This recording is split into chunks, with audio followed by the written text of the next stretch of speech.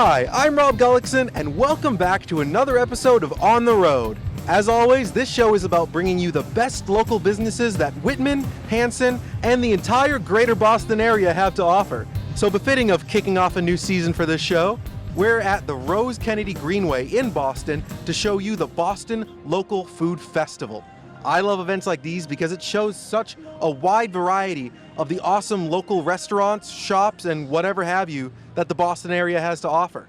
And if there's one thing you got to know about an event like this, it's to always come hungry. So stay tuned. We're going to be showing you a lot of stuff today on OTR.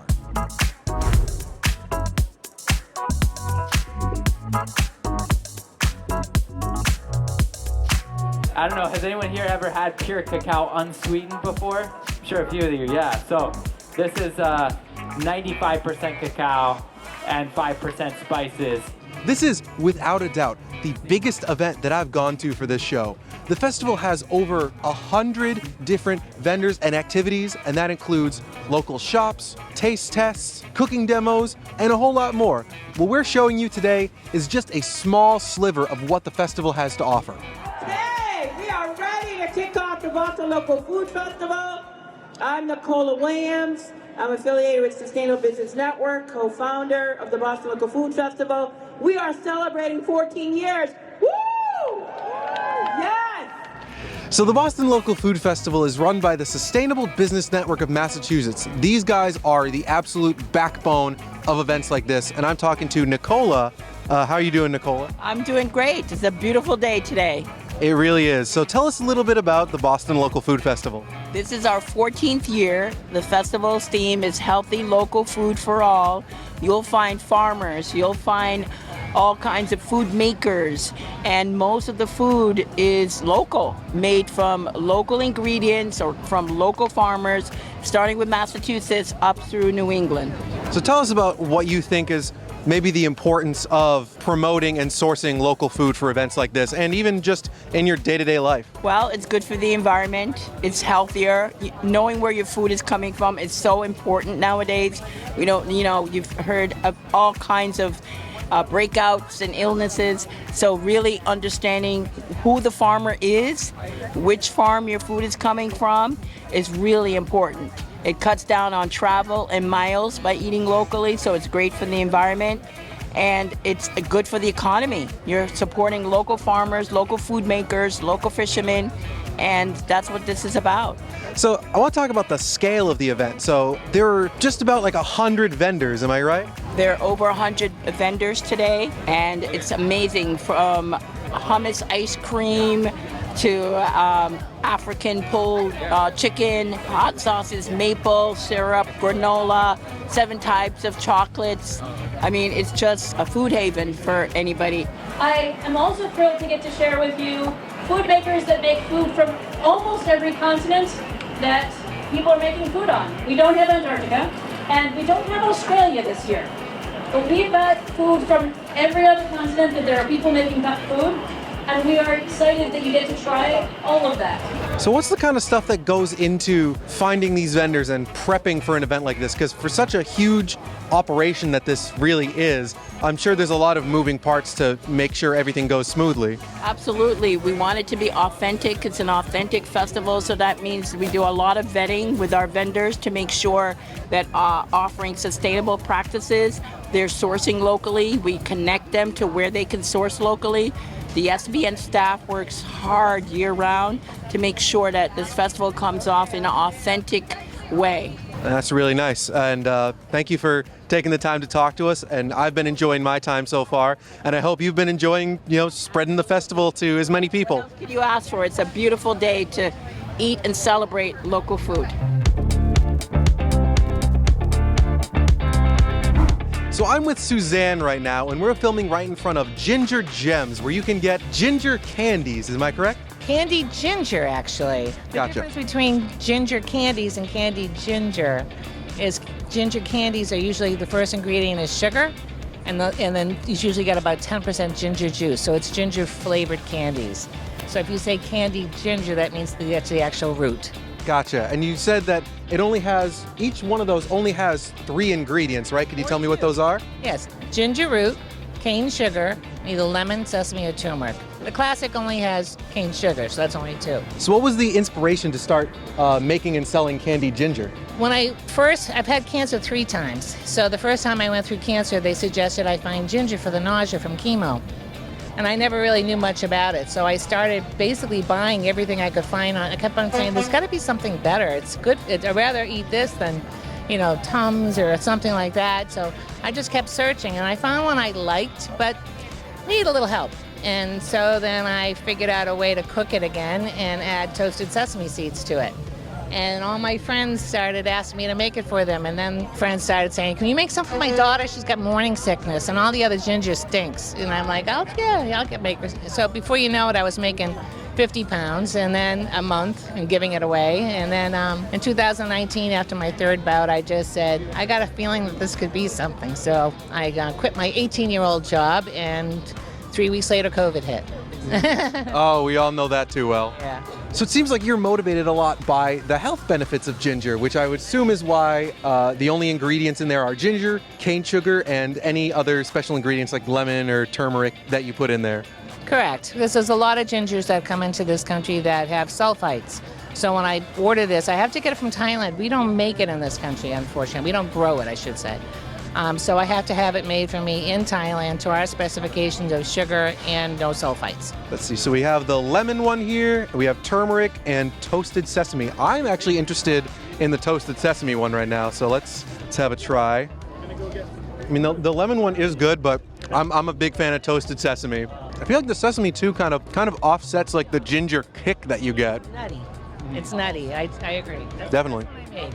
First one I made was the sesame, then I made the turmeric, then I made the classic, and then I made the lemon.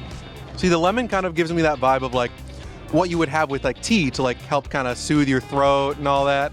So you can take the ginger and put it on a skewer and put it in your tea, and it gets nice and soft, and it turns your tea into a golden tea. And then it gets nice and soft, and you eat it off the stick like it was an olive with a martini. And then drink your tea over the ginger. It's delicious. I'm gonna have to try that. That sounds really good. Suzanne, thank you so much for joining us on the show, and love to see what you're doing. I'm with Caitlin Ackermann of the aptly named Ackermann Maple Farm, and I am excited for this one because I love real maple syrup, so I'm very excited to talk to you. Caitlin, tell us a little bit about the Ackermann Maple Farm. Yeah, so my husband and I started this 10 years ago.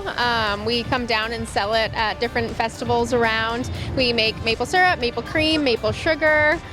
We have 150 acres of land that we tap up there and lease an additional 150 as well. So we're tapping around 17,000 trees. We just love working in the woods and making a local product. So what would you say are like the differences between like the maple syrup that you guys sell versus what you might find at a store, which may or may not even be real maple syrup? Yeah, so definitely the biggest thing when you're buying it at a grocery store is to make sure it says 100% maple syrup, because sometimes it's only 10% maple syrup and the rest is corn syrup. So ours is 100% maple syrup, no corn syrup added, and it's just, definitely as pure as it gets. I mean, just looking at it too, it is like just like a nice like deep golden brown too. Yeah. Do you sell any other products other than just the maple syrup? I saw like you have maple cream. Do you sell anything else like that? Yeah, so the maple cream is actually just whipped maple syrup. There's no dairy in it, so that's really good on toast, apples, salmon, sweet potatoes. Then maple sugar is dehydrated maple syrup. So you can put that in your coffee or on toast as well. And what made you guys want to be involved with the Boston Food Festival? So we actually used to come down to 10 different farmers markets a week, and then we had kids, and so that kind of slowed things down. So now we just come down for like the really big shows that we can meet a lot of our customers that we used to have. And this is definitely a big one. This is a big one, yeah. This is one of the biggest for sure. So I am glad to see you guys here, and I am going to try sampling some of that maple cream that you guys have. So Caitlin, thank you for taking the time to talk to us. Yes, thank you so much. So this is the maple cream from Ackermann Maple Farm, and let's give it a try. Whoa. Oh yeah. See, because to me, the prime fall flavor has always been maple. I know like people talk a lot about pumpkin spice, and like I respect it, but for me, maple is like the one to have. So that is just fall in a cup. Totally. Yeah, and it's actually confusing because maple syrup is made in the spring. So because it's a fall flavor, everyone thinks it's made in the fall. So it's kind of interesting. How do you preserve it for that long? Does it stay fresh for like a long amount of time? So we keep it in 55-gallon drums pretty much, and then throughout the summer I bottle it. And so it's sealed in the drum until I crack the seal, bottle it, and then it's sealed again in the bottles. Okay, there's a little bit more of a process than I thought that there would be to it. Yes, definitely. Yeah, and it takes 43 gallons of sap to make 1 gallon of syrup on average, so that's how much you have to boil down the sap. So last year we collected over 500,000 gallons of sap and made 9,600 gallons of syrup. All right, what do you want to do? Wow, big operation you guys got going on. But again, thank you for taking the time for us. Yeah, definitely. Thank you so much. Something that you should know is that there is more to an event like this than just going to different vendors and sampling different food. They also feature live cooking demos throughout the day. And these cooking demos can change year to year, but we're going to show you a little bit of one today where they made a honey-based sauce. And just to get an idea of the kind of live entertainment that you can expect at the Boston Local Food Festival.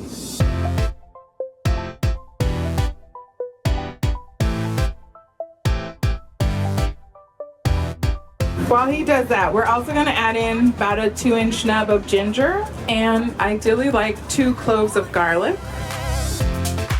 And we're going to put about a 1/4 cup of honey in. And we can add a little salt and pepper.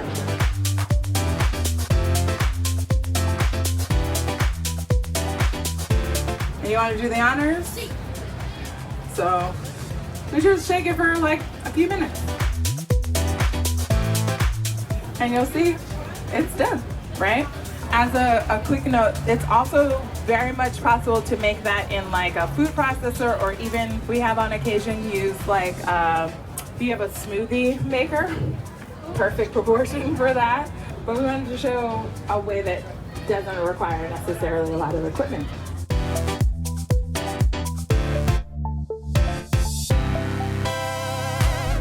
So now I'm with Jalila from Boston Area Gleaners. Jalila, tell me a little bit about what you guys do. Yeah, so we're a nonprofit organization. We're based in Acton, Massachusetts.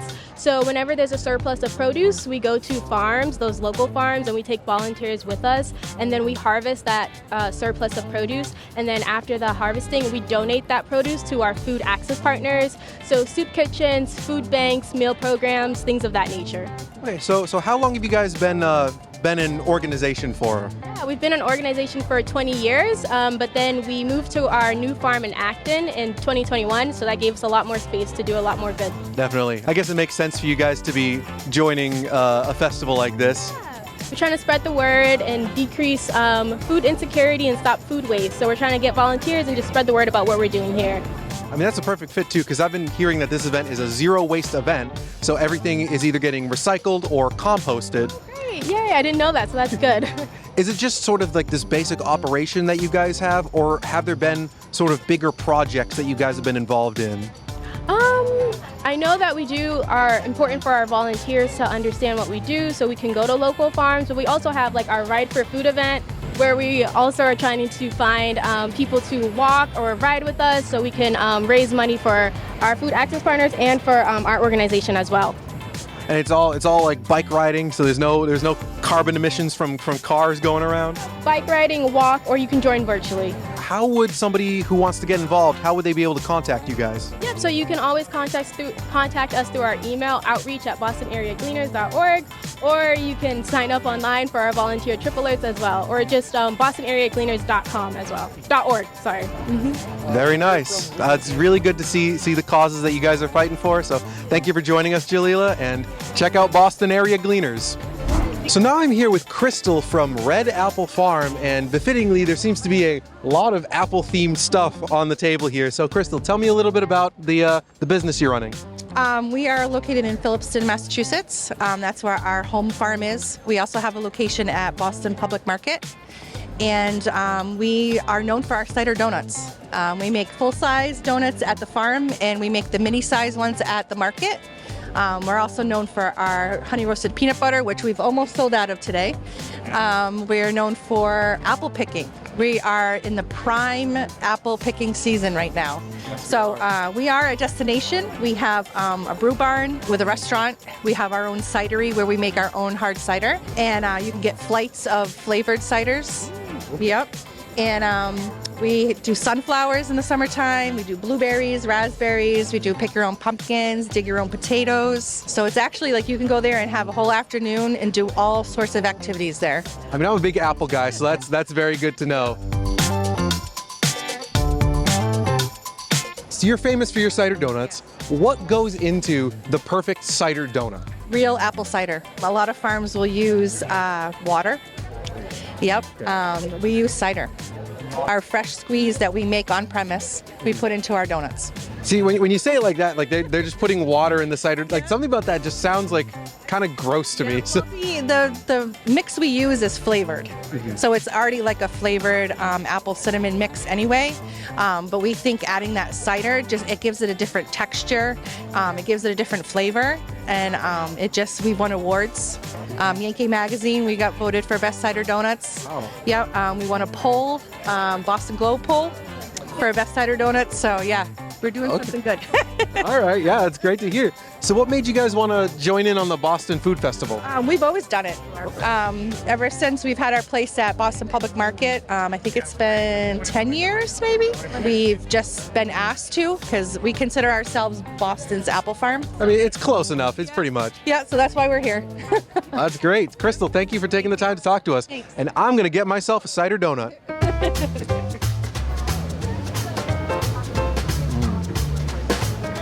Definitely adding that cider instead of water, I think, makes a huge difference. This is probably the most apple cider donut I've ever had. And I'm not kidding. This is amazing. So one of the main events happening at the food festival this year is the Seafood Throwdown. I'm not sure what to expect just yet, but it is just now beginning. So let's watch as the Seafood Throwdown begins.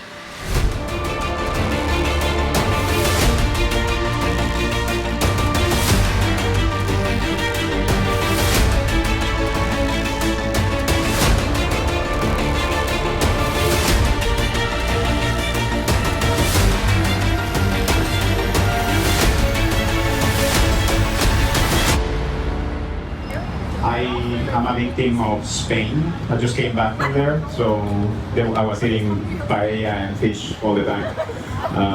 And I got inspired for these little bars that are very humble, where they serve you tapas, and it's just like €2 for a tortilla española or for some fried anchovies, and that's what I decided to go this way. And I spent my money mostly in three things: tomatoes, fresh from the farm. Like I asked the guy, what are the best tasting tomatoes? He showed me the obvious ones. I was like, great.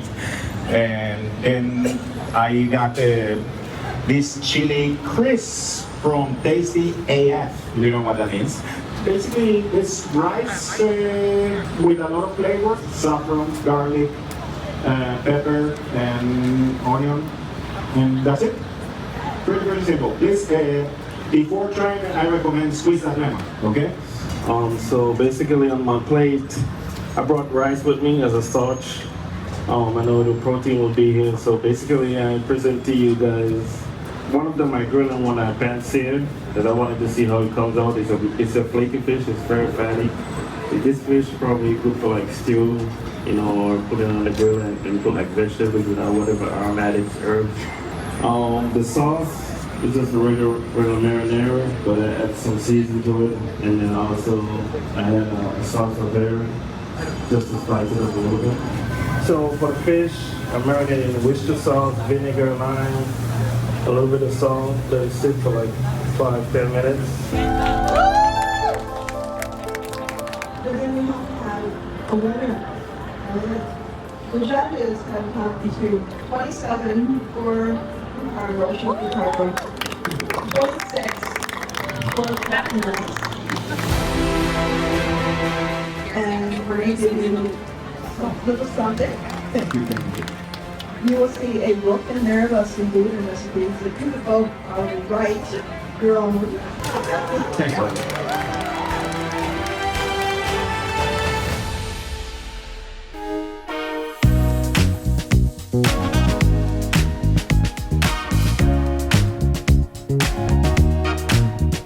something that you should know about me is that I am a fan of interesting cheeses. So what better way to find something as interesting as that as Round Table Farm? Did I get that correct? Yep. And I'm with Marlo right now, so tell us a little bit about Round Table Farm. Well, it's a great intro because we say that we make cheeses that defy labels. So, right, you want interesting cheese, we try to do things that people aren't doing. We take traditional recipes and we put our own spin on them. We are a farm out in Hardwick, Massachusetts, so out by the Quabbin Reservoir in Central Mass. We are a queer and women-run farm right now. We like to say that we also queer our cheeses, so we're defying our own labels. Really creating cheeses that we like, that we want to make, that we are using milk from other Worcester County farmers and from our own small herd of goats. We took over a farm that was a dairy farm for about 5 generations. Like many farms around the country, the kids weren't able or didn't want to take over the farm, and I don't have access to my own family land. We're separated, like many people, from the farmers in my family, and so it's been an honor and very humbling to get to take over and continue their legacy of dairying and cheese making in a town that has a very long history of it and not a lot of existing dairy farms left. Absolutely. I love that story. I love the whole basis behind the business. So tell me a little bit about the cheeses that you guys have on offer today. So we have 6 different cheeses today, all made with raw cow's milk. So they're all aged at least 60 days, but most of our cheeses are aged between 6 and 12 months. So it ranges from sweet pea, which is a softer style of cheese, kind of a hybrid between a brie and a taleggio, which is an Italian style. That one's our most popular because it's really unique to us. There aren't really cheeses like that on the market right now. And then going all the way to Cosmo, which is our sharpest cheese. It's a Manchego style. And right, it's untraditional because Manchegos are usually made with sheep's milk. Ours is made with cow's milk, and we put our own kind of twist on it. Very nice. So I am excited to try and sample whatever you guys have. So Marlo, thank you for taking the time to talk to us. Of course, thank you. All right, let's go.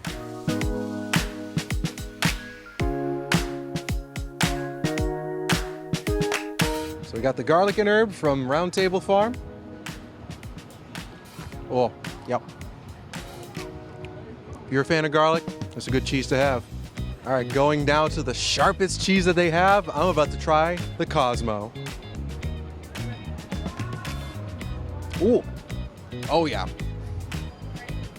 That is pungent, but it's good.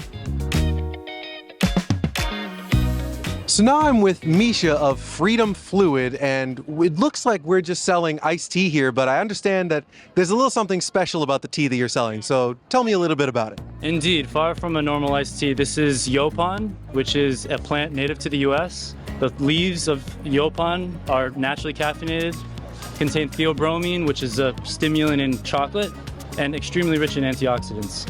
So we use it to make a lightly sweetened line of iced teas. Our Yaupon's wild harvested, so just uses sun and rainwater, and we're happy to provide the community with a healthier, less sugar in our iced teas, and a more sustainable option. Yeah, absolutely. So how does the flavor of it compare to maybe like a more traditional black tea that people would be used to? Yeah, it's a tough question. It's kind of subjective. My opinion, it's somewhere between a black and a green tea. Doesn't have the tannins though, so it doesn't have the bitterness that a black or green tea can have, so it's very light and very smooth.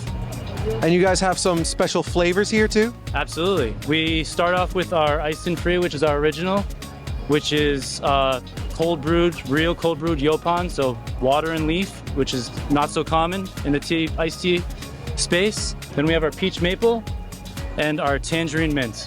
And they're interesting flavors. They're not exactly what you'd expect from like a normal iced tea too. Was there an impetus to like finding those unique flavors? Does it complement the Yaupon plant very well? Well, I think what complements the Yaupon plant very well is that since it's so smooth and it doesn't have the tannins, you don't need a lot of sweetness. So it is lightly sweetened, which I like to say provides a balanced sweetness. So it's very balanced. And the flavors, we just tried to elevate some classic flavors. The original is we try to keep all our ingredients very simple, 4 or 5 ingredients, things you can pronounce, again, not very common. And so original's kind of like an Arnold Palmer, a little bit lemony. The peach is just had a fun play. We used maple syrup in all of them. This has a little bit more. And this is a citrus mint. And just tried to use American flavors.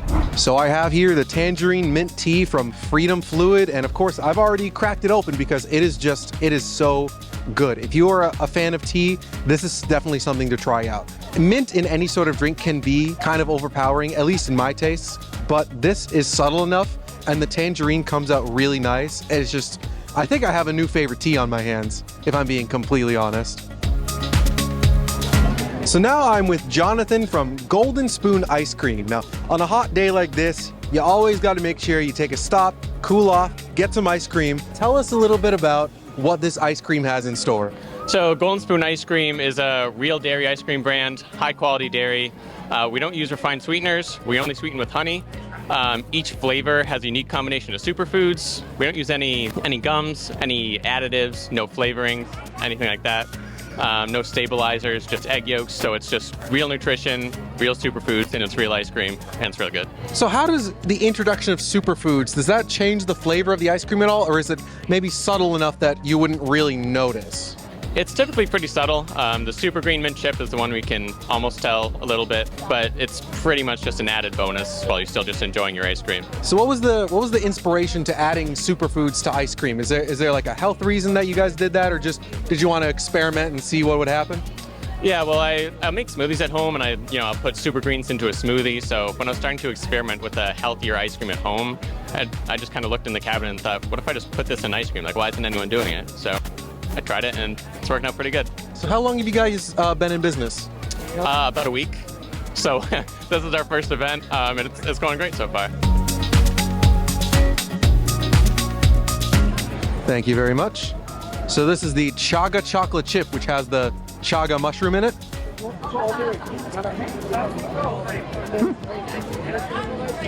Wow.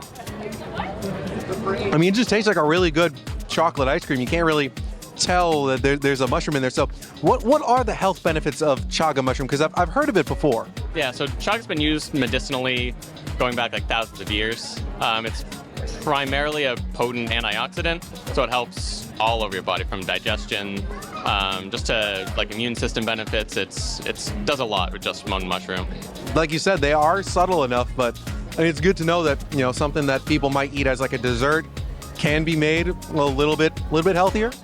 Yeah, absolutely. It nourishes your body, but you still get to indulge in ice cream, which is good. Yeah, because I don't feel like I'm sacrificing anything by, like, if I was to eat a tub of this, like, I still feel like I would be satisfied having this as a dessert, but, you know, just knowing that there's a little bit more of like a nutritional value is a really good thing. So thank you, Jonathan. Thank you again for being on the program, and yeah, check out Golden Spoon Ice Cream.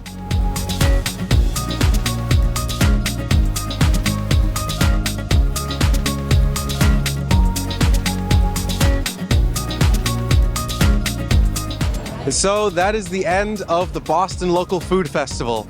And like I said, it only happens once a year, but there are just so many vendors and local businesses to show off that we couldn't physically show it all in one program. So I hope you take the chance to next year come to the festival, and if not, to support the local businesses that we've shown you today.